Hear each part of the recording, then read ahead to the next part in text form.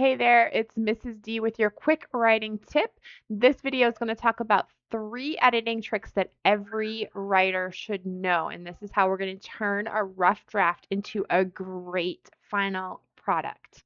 All right, so the first idea, the reason we edit is that the first draft finds our ideas. And then editing will allow our readers to find the ideas and follow them throughout the piece of writing. So the first thing that we want to learn how to do is cut.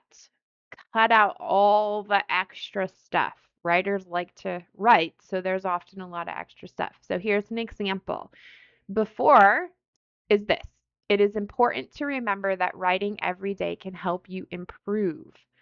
And then it can become writing every day helps you improve. When we cut out that extra, it's important to remember. Okay? We just need to say writing every day helps you improve. It's the same idea, but it's fewer words, fewer obstacles to get through, so it makes it clearer. So we cut out those warm up things. Many sentences are going to begin before the real point arrives. So cut those out. Things that you can look for besides it's important to is the fact of the matter is. I think that, which I always teach my writers. We don't use I in any formal writing. So we wouldn't put I think that in a formal essay because we won't use that personal pronoun. But cut that out and just get right into the nitty-gritty of the sentence. And also, in order to cut that out, if the sentence makes sense without it, delete it. All right, so number 2 is make the verb do the work. We oftentimes use weak verbs when using a stronger verb is really going to bring your writing to life, especially in creative writing. So look for the words is, are, was, and see what you could put in its place, okay? So for example, we have the storm was moving across the city, or do we like the storm swept across the city? Another example, she was very angry. She fumed. And that's all about using those stronger verbs. Strengthen your verbs. One phrase, one precise verb can replace several weak words. So instead of very angry, we have fumed in that very short sentence, but very powerful sentence.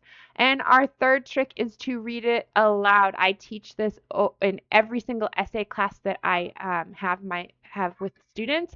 I tell them read it out loud. That is part of the editing process because our eyes and our brains know what it's supposed to say, and we can very easily skip things over. And so when we slow ourselves down and read it out loud, our ears can hear the things that don't sound right.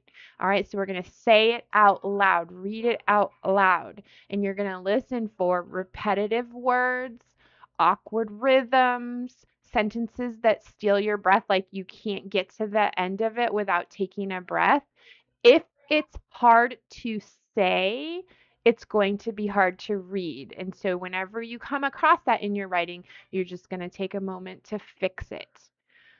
All right, so it's your turn to give this a try. Edit this sentence. Make this your best sentence, okay? I think the dog was running very quickly toward the open gate. So apply those 3 things, okay?